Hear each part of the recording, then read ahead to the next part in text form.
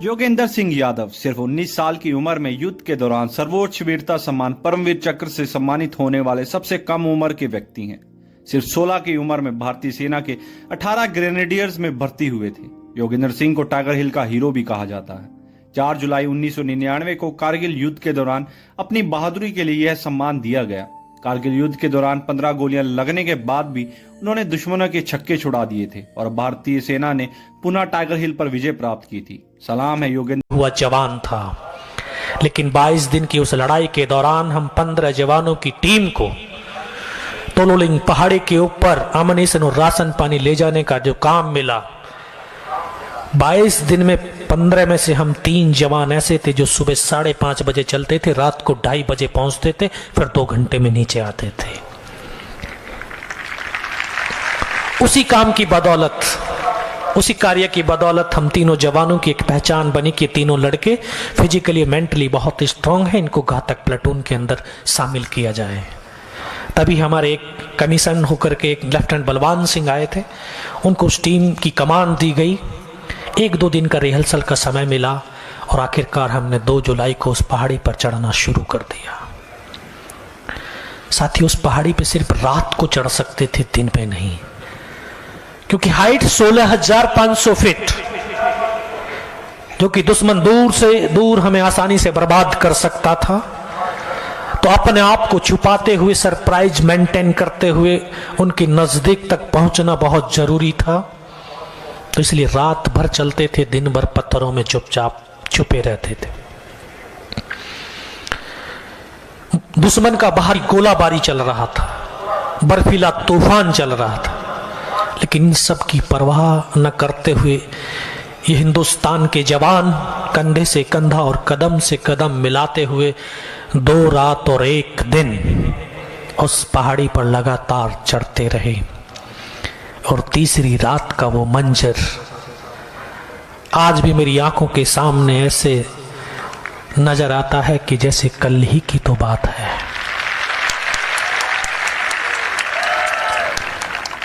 मुझे याद है सुबह का वक्त रहा होगा,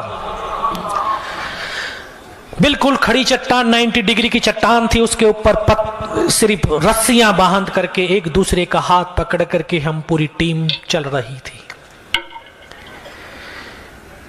दोनों तरफ दुश्मन के बंकर्स थे, लेकिन अंधेरे की वजह से नहीं दिखाई दिए। लेकिन जब व्यक्ति चलेगा तो आवाज भी होगी, पत्थर भी फिसलेंगे, उनकी भी आवाज होगी। उसी आवाज के तहत पाकिस्तान के दोनों बंकर्स ने इस तरह से फायरिंग खोल दिया। जो हमारी टुकड़ी का रास्ता था वो कटअप हो गया। केवल हम 7 जवान तब तक चढ़ चुके थे जब तक उनका फायरिंग शुरू हुआ। इस स्टेज की बराबर प्लेन स्पेस, सामने दुश्मन के 2 बंकर्स, हम 7 जवानों ने जाकर के आधाधुंध फायरिंग किया और दोनों बंकर्स में जितने भी पाकिस्तान के सैनिक थे तमाम को मौत की घाट उतार दिया।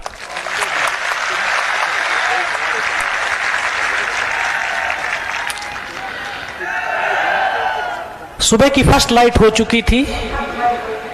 टाइगर हिल टॉप वहां से मात्र 50-60 मीटर रहा होगा, जहां पर उनकी एक पूरी कंपनी की डिप्लॉयमेंट थी।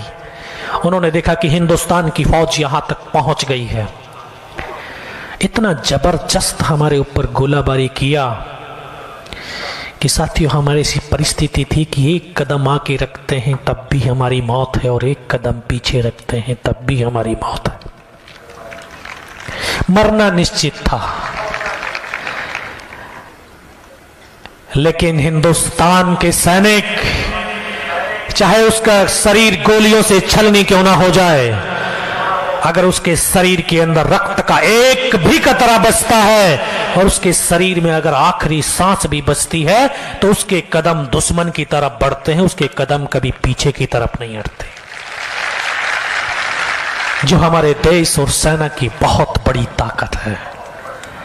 हमने सोचा मरना ही तो है, मरने से पहले जितने ज्यादा से ज्यादा हम पाकिस्तानियों को मौत के घाट सुला सकते हैं हम सुलाएंगे। इसी सोच के साथ हम आगे की तरफ भागे।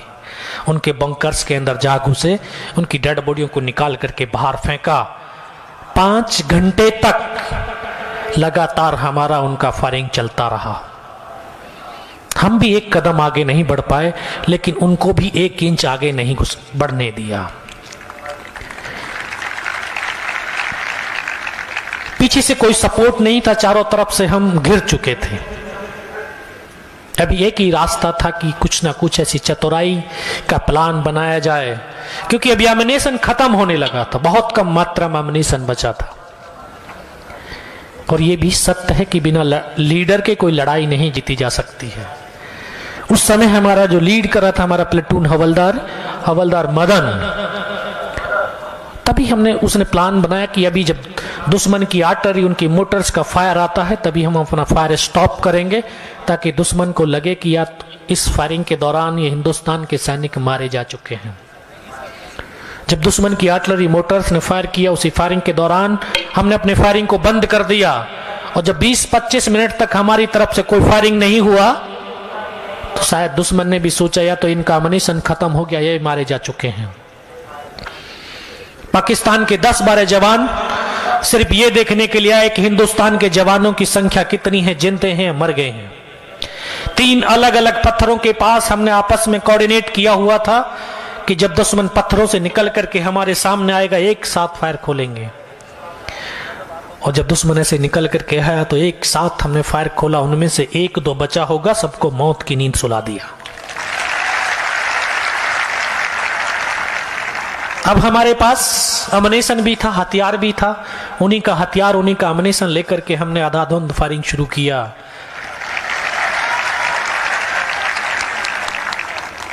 लेकिन जो पाकिस्तान का 1-2 जवान बच गया था, उसने जाकर के अपने कमांडर्स को बताया कि हिंदुस्तान के वहां पर 8 या 10 ही जवान हो सकते हैं। विदिन 30 मिनट 35 से 40 पाकिस्तान के जवानों ने दोबारा से हमला कर दिया। हमला इतना जबरदस्त, जितने भी उनके पास हैवी वेपन थे, बड़े बड़े हथियार थे, तमाम हथियारों का 20 मिनट तक आधाधुंध गोलाबारी शुरू किया। हमें सर नहीं उठाने दिया। और फिर अल्लाह अकबर के नारे लगाते, पत्थर फेंकते हुए, ग्रेनेड फेंकते हुए नजदीक आने लगे, तो हमने भी अपना फायर स्टॉप कर दिया, क्योंकि हम जानते थे कि अगर हमारा फायर खुलता है तो हमारी लोकेशन जाहिर हो जाएगी। तो हम उनको नजदीक आने का इंतजार करने लगे। जब काफी नजदीक आए तो हमारी एक LMG लाइट मशीन गन वो उनको नजर आ गई। उसी के ऊपर सीधा उन्होंने RPG का राउंड दाग दिया। वो वेपन हमारा डैमेज हो गया। उसको चलाने वाले नए जवान थे, उनको भी आकर के जब पत्थर लगे तो हमारे कमांडर्स प्लेटून हवलदार की तरफ वो दौड़े। वो प्लेटून हवलदार के आखिरी शब्द आज भी मेरे कानों में गूंजते हैं। उस वेपन के जस्ट बाईं तरफ में बैठ करके फायर कर रहा था, तो उन्होंने मुझे आवाज दी, योगेंद्र इस LMG को उठा करके फेंक। इस वेपन के सिवा आज दुनिया में कोई बचाने वाला नहीं है। मैं उस हथियार को उठा करके उनकी तरफ फेंक तो दिया। मेरी नजर ऊपर की तरफ गई तो देखता हूं कि जिस पत्थरों से हम फायर कर रहे थे उसी के ऊपर 7 पाकिस्तान के जवान खड़े हुए थे। मैं कह सर ये तो बहुत नजदीक आ गए, कहां पर हैं ये खड़े हुए? शायद मेरी आवाज उन तक पहुंची होगी। ऊपर से सीधा ग्रेनेड फेंका तो मेरे एक साथी पीछे लाइंग पोजीशन से फायर कर रहा था, दोनों के बीच में आकर के ग्रेनेड फटा और उसकी यहां से उंगली कट करके दूर जाकर के पड़ी। तो जिसको चोट लगती है दर्द का एहसास उसी को होता है। उसको लगा कि उसका हाथ कट गया है। उसने बोला कि मेरा हाथ कट गया। मैं पीछे की तरफ मुड़ करके देखा, मैं कहा नहीं हाथ नहीं सर, उंगली कटी है। उनको फर्स्ट एड दिया। फर्स्ट एड देने के बाद तभी एक और जवान जख्मी हो गया। सभी ने बोला कि आप लोग फायर नहीं कर सकते हैं तो आप ऐसे करो, नीचे की तरफ कूद जाओ, हो सकता है अपनी टीम चढ़ सकती है तो चढ़ाने की कोशिश करना, लेकिन आप चले जाओ नीचे की तरफ। साथियों, अभी तो किताबों के अंदर पढ़ करके गया था कि एक सैनिक दूसरे सैनिक के लिए अपने आप को कुर्बान कर देता है। आज तो देखने को मिल रहा था कि सैनिक न कोई धर्म देखता, न कोई जाति देखता, न क्षेत्र देखता, सिर्फ एक वर्दी को देख करके अपने आप को उसके लिए कुर्बान कर देता है।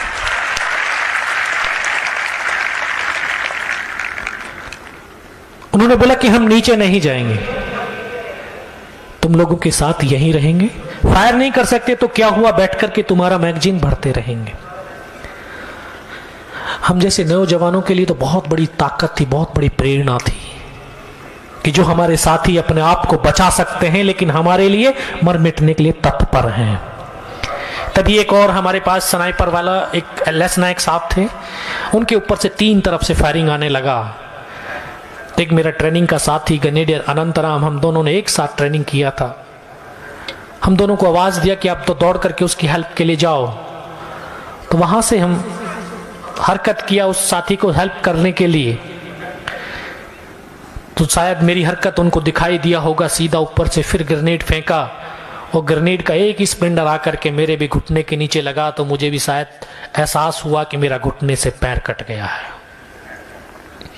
क्योंकि खड़े थे, खड़ा नीचे गिर गया। मैं नीचे गिरते ही एकदम से दिमाग में आया कि देखता हूं पैर कटा है कि नहीं। तो ऐसे हाथ मार करके देखा तो पैर तो था लेकिन बहुत गहरा जख्म था। खुद फर्स्ट एड करने लगा। अभी फर्स्ट एड कर ही रहा था तभी एक और ग्रेनेड का स्प्लिंटर आया, उसने आकर के यहां से ये पूरा चेहरा काट दिया। इसको कटने के बाद आंखों से दिखाई देना बिल्कुल बंद हो गया। बहुत देर तक आंखें खोलने की कोशिश करी लेकिन कुछ भी नहीं दिखाई दिया। और जब आंखें खुली तो देखता हूं ऊपर से नीचे तक लहू लुहान और नाक से खून की धार बह रही थी। तो वहां पर उनका एक स्लीपिंग बैग पड़ा हुआ था। बहुत देर तक ब्लड साफ करता रहा लेकिन खून बहना बंद नहीं हुआ। फिर भी रेंगता हुआ अपने उस साथी के पास पहुंचा और पहाड़ी से पीठ लगा करके, ठीक हम आमने सामने बैठे हुए थे, फायर सपोर्ट दे रहे थे अपने साथी को।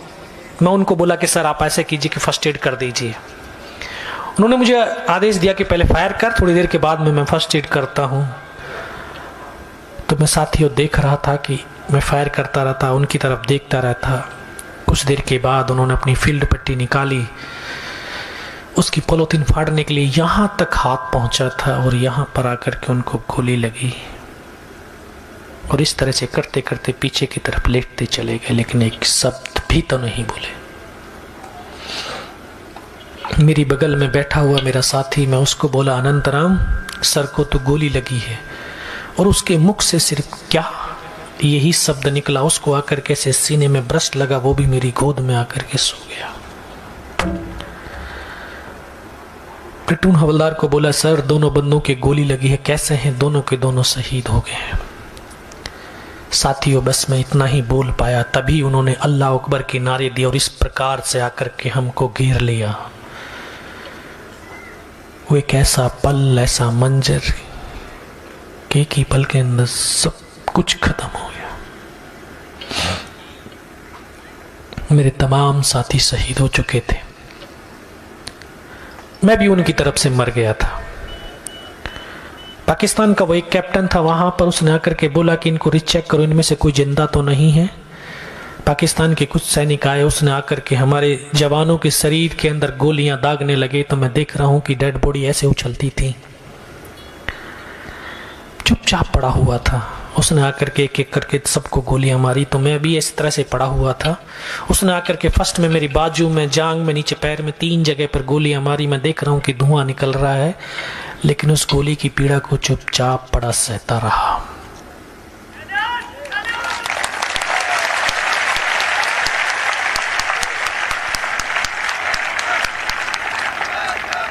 जब वो गोली मार करके चला गया तब अपने मन के अंदर एक विश्वास पैदा किया कि अगर इसने सर और सीने में गोली नहीं मारी, चाहे मेरा हाथ या पैर दोनों ही काट करके क्यों ना ले जाए, मैं उफ तक नहीं करूंगा और मैं जिंदा भी रहूंगा।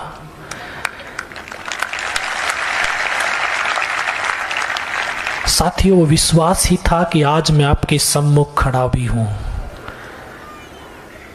जैसे डीआईजी साहब ने कहा, जनरल साहब ने कहा कि अगर हम दृढ़ संकल्प कर लें, अपने अंदर एक विश्वास पैदा कर लें किसी काम को करने के लिए, तो जो शरीर की तमाम शक्तियां उस कर्तव्य, उस कार्य को करने के लिए तत्पर हो जाती हैं और दुनिया की कोई ताकत उस काम को करने से रोक नहीं सकती है। विश्वास तो बना करके देखिए। चुपचाप पड़ा रहा। काफी देर के बाद बहुत सारी गालियां दी, यातनाएं दी। तो हमारा नीचे एक, जहां से हम रात को चले थे, लगभग 500 मीटर नीचे हमारा एमएमजी पोस्ट था उस पोस्ट को कैप्चर करने के लिए टाइगर हिल की बगल में ही मस्को वैली थी जहां पर उनका बेस कैंप था। उन्होंने सेट से जैसे मैसेज दिया बेस कैंप को कि नीचे जो हिंदुस्तान का एमएमजी पोस्ट है इसके ऊपर हमला कर दो। ये सूचना जैसे मेरे कानों तक पड़ी तो मुझे लगा कि आज तो मेरी पूरी टुकड़ी खत्म हो जाएगी। तब ऊपर वाले से एक ही प्रार्थना करी कि मुझे इतनी जिंदा रख दे कि मैं अपने साथियों तक सूचना पहुंचा सकूं। और दोस्तों ये बिल्कुल सत्य का निस्वार्थ भाव और सच्ची श्रद्धा के साथ उस परम पिता परमेश्वर वाहेगुरु अल्लाह भगवान जिसके भी नाम से हम पुकारते हैं वो शक्ति जरूर साथ देती है। चुपचाप पड़ा रहा। बहुत देर के बाद उनके उस कमांडर ने बोला कि इनके वेपन उठा लो, तो उनका एक जवान आकर के दोबारा से गोलियां मारने लगा, दूसरा वेपन उठा रहा था। उसने आकर के उसी रोटेशन से दोबारा से गोलियां मारी, फिर भी मेरी बाजू में पैर में गोली मारी। और जब एक कदम आगे चला तो उसने राइफल जब सीने की तरफ करी तब लगा ये योगेंद्र अब नहीं बचेगा। लेकिन कहते हैं कि जाको राखी साइयां मार सके ना कोई।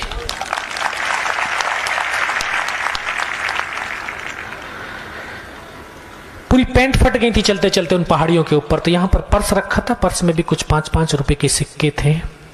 बस उस परमात्मा को बचाना था, इस मां को बचाना था। क्योंकि मैं शुरुआत में बोला था कि मां ऐसे ही नहीं बोलते भारत मां, मां जैसा कर्तव्य भी निभाती है। ये अपने सपूतों को, अपने वीरों का कि वीरता शौर्य और पराक्रम को कभी दफन नहीं करती है, बाकी किसी न किसी एक को माध्यम चुनती है कि अपने उन वीरों की वीरता शौर्य और पराक्रम को दुनिया तक पहुंचा सके। शायद इस मां ने मुझे चुनाव किया था। जब गोली चलाई तो जाकर के उस सिक्कों पर लगी और रिकोचेट हो गई। गोली के धक्के से मुझे भी आभास हुआ कि यार मैं भी मर गया हूं। पाकिस्तान का दूसरा सैनिक आया, उसने आकर के मेरा AK-47 उठाया और वापस मुड़ा। शायद उसका पैर मेरे पैर से टकराया होगा तो मुझे एकदम से चेतना आई, होश आया, लगा कि यार तू तो जिंदा है। तब एक अंतरात्मा से आवाज आए कि योगेंद्र अभी तक नहीं मरा तो अब मरेगा भी नहीं।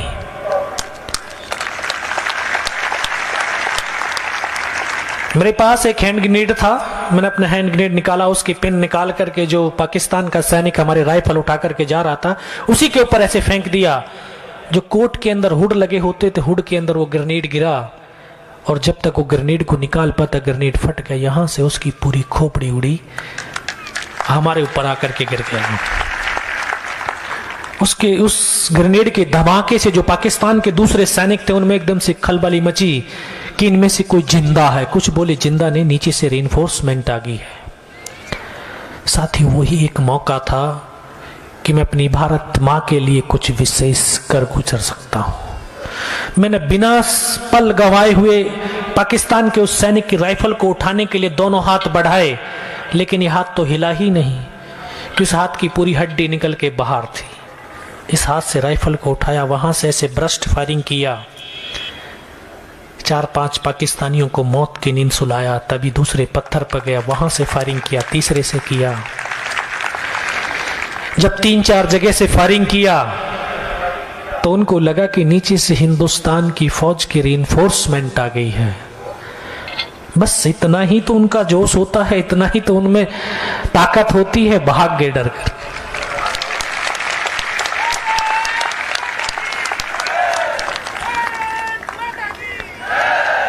तीन 4 मीटर रेंगता हुआ जब आगे गया तो जाके देखता हूं सामने उनका लंगर चल रहा है, उनके लिविंग टेंट लगे हुए हैं, उनकी जो बड़े हथियार मोटर पोजीशन थी वो वहां से क्लियर नजर आ रही है। तमाम को वहां से देखा, पूरी सूचना एकत्रित किया, क्योंकि मुझे तो मालूम था कि अभी मेरी दूसरी टीम अटैक के लिए आएगी। जितनी ज्यादा से ज्यादा इंफॉर्मेशन वहां तक पहुंचा सकूं, अपने साथियों तक दे सकूं, ये मेरे लिए बड़ी सौभाग्य की बात होगी। सब कुछ वहां से देख करके वापस मुड़ा, क्योंकि उस समय जहन के अंदर एक ही पागलपन था, अपने साथियों को बचाना है, अपने पोस्ट को बचाना है। मैं वापस रेंगता हुआ खिसकता हुआ अपने साथियों तक पहुंचा तो एकदम से लगा कि हो सकता है कि मेरी तरह कोई मेरा साथी जीवित होगा। दोस्तों आकर के देखने लगा किसी का पूरा सर निकला हुआ बाहर था, किसी के पूरे फेफड़े निकले हुए बाहर थे। बहुत देर बैठ करके रोता रहा। इतनी असहनीय पीड़ा होने लगी क्योंकि हड्डियां जब आपस में टकराने लगी। इस हाथ को ऐसे बांधने की कोशिश किया लेकिन हाथ बंधा नहीं। ऐसा लगा कि शायद ये कट गया है। फिर लगा कि कट गया तो इसको तोड़ कर ही फेंक देता हूं। इसे पकड़ करके तोड़ने की भी कोशिश करी लेकिन टूटा ही नहीं। फिर इसको उठाया, पीछे कमर पे फेंका, बेल्ट में फंसाया। सोचता रहा कि जाऊं कहां, किधर जाऊं। 2.5 साल की सर्विस, 19 साल की उम्र, न सर्विस का तजुर्बा न उम्र का अनुभव। अब ये भी तो पता नहीं कि रात को किन रास्तों से चढ़ करके हम आए हैं, किधर हिंदुस्तान है, कहां पाकिस्तान है। चारों तरफ तो पहाड़ी पहाड़ी और बर्फ ही बर्फ थी, कुछ भी तो नजर नहीं आ रहा था। साथियों, जैसे मैं पहले बताया कि अगर निस्वार्थ भाव से उस परम पिता परमेश्वर को याद करते हैं तो शक्ति जरूर साथ देती है।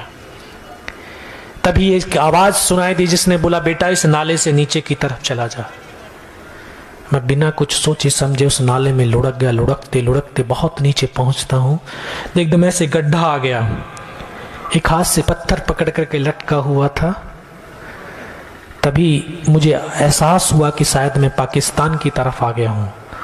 नीचे की तरफ देखा तो मेरे साथी मुझे नजर आए, उनको आवाज दिया, दौड़ करके मुझे निकाल करके लेके गए। लेकिन कोई ये नहीं कह रहा था कि जिंदा रहेगा। सबको लगा कि थोड़ी बहुत देर में मर जाएगा। लेकिन मैं सबको बोला कि नहीं, मुझे कुछ नहीं होगा, सिर्फ पोस्ट को बचा लीजिए कैसे भी करके। कमांडिंग ऑफिसर साहब को सूचना दिया कि इस प्रकार से एक लीडिंग सेक्शन का जवान बच करके आया और इस प्रकार की सूचना दे रहा है। ये दिन के लगभग 1:30 या 2 बज रहा होगा। सीओ ने बोला, इस लड़के को जल्दी से जल्दी मेरे पास पहुंचाइए।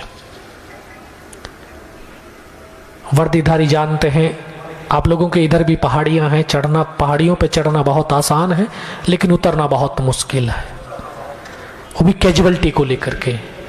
जवान मुझे कंधे पे डाल करके पीछे की तरफ लाने लगे। सीओ साहब के पास पहुंचते पहुंचते शाम हो गई थी और इतना ब्लड निकल चुका था कि मुझे भी दिखाई देना बिल्कुल बंद हो गया था। सीओ साहब ने बोला, बेटा मेरे को पहचानता, मगर सब आवाज सुनाई दे रही लेकिन दिखाई कुछ नहीं दे रहा। बोला, मैं तेरा commanding officer colonel Kushal Chand Thakur. मैं, जय हिंद साहब, बहुत तेज सर्दी लग रही है।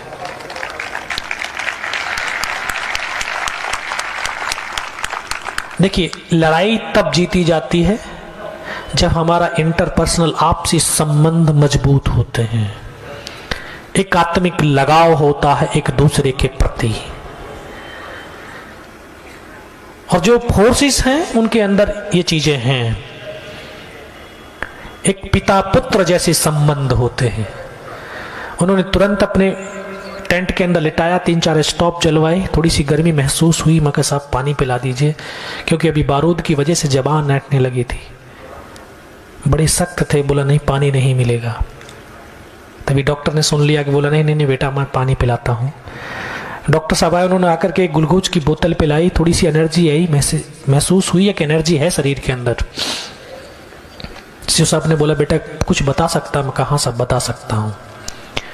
तब ऊपर का तमाम घटनाक्रम जो भी इंफॉर्मेशन थे उस सीओ साहब को दिया। लास्ट में सीओ साहब ने बोला, बेटा जवान की रिक्वायरमेंट क्या है?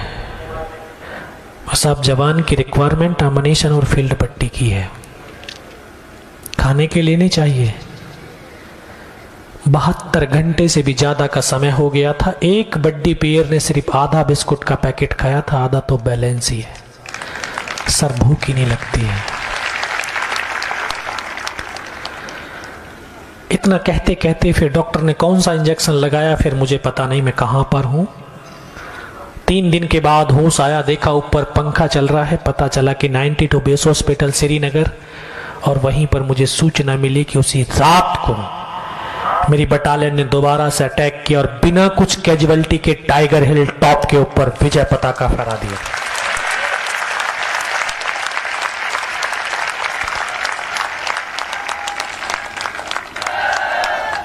टाइगर हिल की जीत के बाद कारगिल युद्ध का यू टर्न हो चुका था।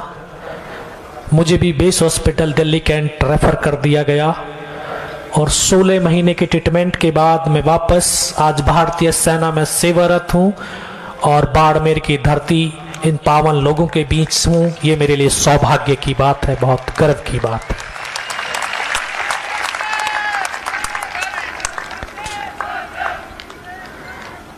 मैं यूथ को, चाहे बाड़मेर की यूथ हो, चाहे हिंदुस्तान के दूसरे नौजवान साथी हो, मैं सबको यही आह्वान करता हूं कि आप, जनरल साहब ने, डीआईजी साहब ने, आईजी साहब ने वर्दी के लिए बोला वर्दी होनी चाहिए।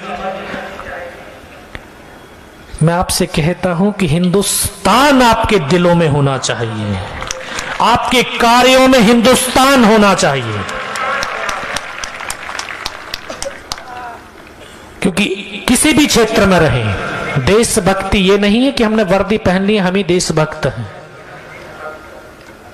देशभक्ति हमारे जज्बातों में होनी चाहिए, हमारे कर्मों में होनी चाहिए। हम कहीं से भी देशभक्ति दिखा सकते हैं, कर सकते हैं। सिर्फ एक जुनून होना चाहिए, देश के लिए जुनून होना चाहिए।